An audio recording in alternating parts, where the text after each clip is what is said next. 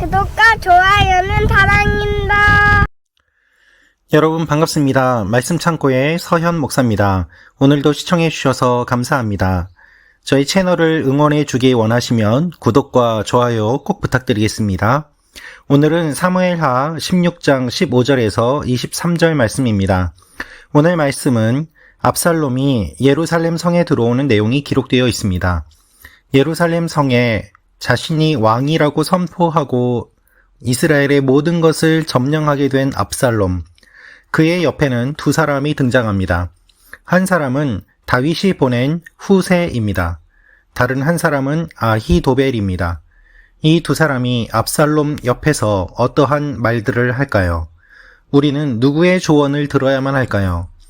오늘 이 말씀을 통해서 우리에게 주시는 하나님의 마음을 함께 묵상해 보기 원합니다. 15절부터 말씀입니다. 한편 압살롬과 이스라엘의 모든 군사들은 예루살렘에 입성했습니다.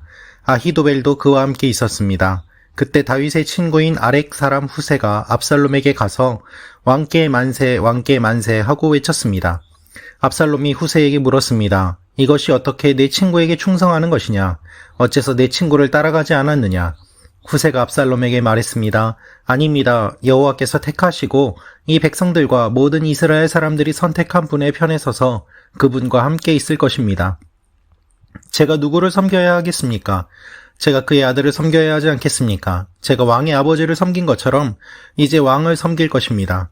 압살롬이 아히도벨에게 말했습니다. 내 계획을 말해보아라. 우리가 어떻게 하면 좋겠느냐?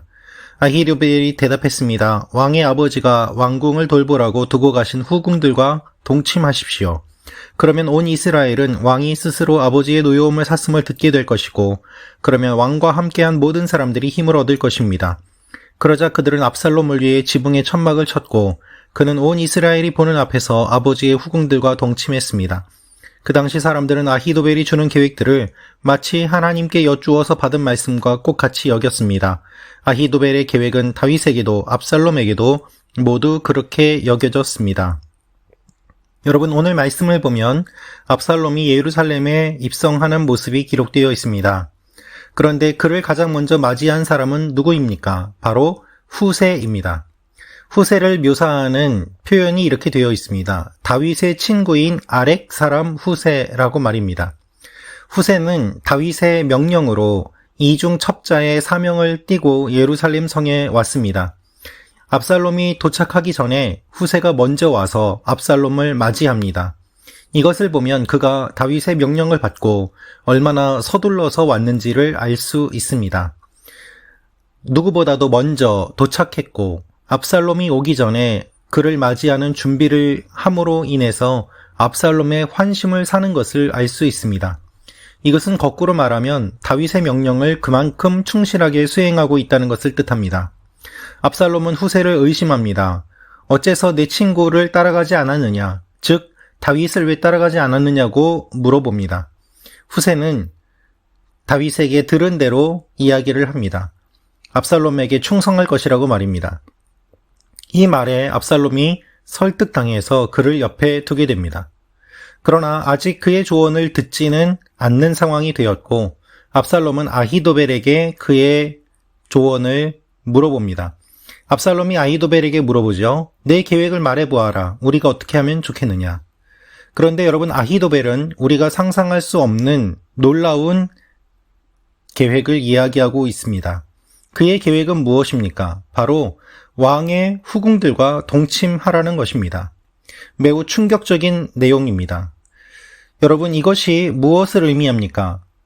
물론 압살롬이 왕이 되었다는 것을 사람들에게 보이기 위해서 다윗의 후궁들과 동침하는 것은 어떻게 보면 상징적인 것이고 또한 매우 효과적인 것일 수도 있습니다. 하지만 거꾸로 이야기하면 왕의 후궁들과 동침한다는 것은 왕을 모독하는 것이고 또한 아버지를 무시하는 것이고 무엇보다도 율법을 어기는 것이기도 하였습니다. 아히도벨은 이와 같은 제안을 하는 것입니다. 도덕적이지도 않고 영적이지도 않고 그리고 사람들에게 충격적인 이야기를 하는 것이죠. 하지만 이 이야기를 그럴듯하게 이야기를 합니다. 이것을 통하여서 왕권을 얻게 될 것입니다. 이것을 통하여서 사람들에게 존경심을 얻게 될 것입니다. 힘을 얻게 될 것입니다. 여러분, 이와 같은 제안을 들었을 때 압살롬은 어떻게 했을까요? 이 제안을 거부하지 않습니다. 압살롬을 위해서 지붕에 천막을 치고 압살롬은 온 이스라엘이 보는 앞에서 아버지의 후궁들과 동침하는 일을 저지르게 됩니다. 역설적이게도 지붕에 천막을 치고 동침하는 그 장소는 바로 다윗이 밧세바를 바라보고 음욕을 품었던 장소입니다. 하나님의 성 예루살렘이 음란의 성으로 바뀌는 장면이 오늘 말씀의 내용입니다. 왜 이렇게 되었습니까? 그 이유가 23절에 기록되어 있습니다.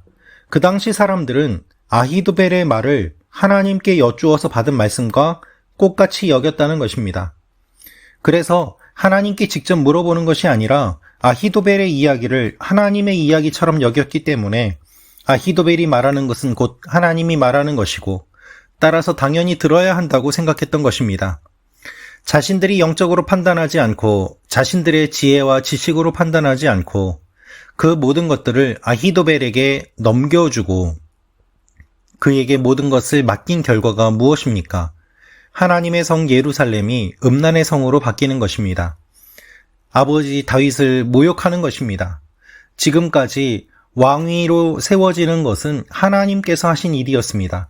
그런데 압살롬은 자신의 힘으로 왕위를 차지하려고 하고 하나님의 일을 인간적인 것들로 다 바꾸어 버리고 오히려 추악한 것들로 바꾸어 버리고 있는 것입니다. 아히도벨의 계획은 다윗에게도 압살롬에게도 하나님의 계획과 같이 여겨질 정도로 그는 영향력이 있었습니다. 그런데 그 영향력을 이용해서 아히도벨은 아주 악한 이야기를 하고 있습니다. 여러분, 오늘 말씀을 통하여서 우리는 무엇을 볼 수 있을까요? 우리가 살아가면서 또한 신앙생활을 하면서 우리는 압살롬과 같은 모습을 보일 때가 참 많이 있습니다. 스스로 판단하고 결정하는 것이 아니라 누군가의 조언을 듣습니다. 그 사람은 영적인 것처럼 보입니다. 하나님의 이야기인 것처럼 들리기도 합니다. 그런데 스스로 하나님과 관계를 맺지 않고 기도하지 않고 말씀을 보지 않고 하나님과 교제하지 않은 가운데 하나님의 사람이라고 하는 그 사람의 이야기에 귀를 기울이게 되면 우리는 어느 순간 하나님이 아니라 그 사람의 이야기에 주목하게 되고 하나님의 길이 아니라 인간의 길로, 음란의 길로 빠지게 되는 모습들을 보게 됩니다. 여러분, 훌륭한 목사님들 많이 계십니다. 영적인 분들 많이 계십니다.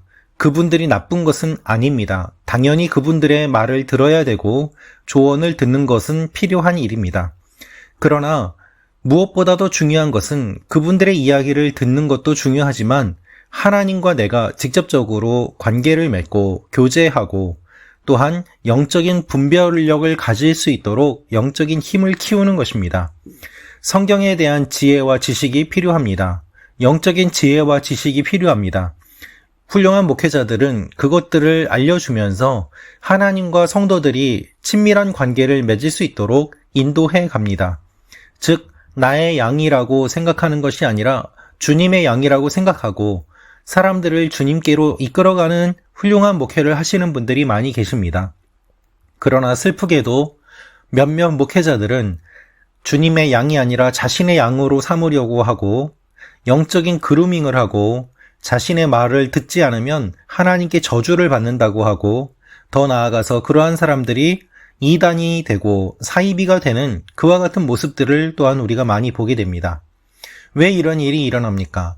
우리 스스로가 우리 한 사람 한 사람이 하나님의 말씀에 귀를 기울이고 분별하는 것이 아니라 그 모든 것들을 다 한 사람에게 맡겨버리기 때문입니다.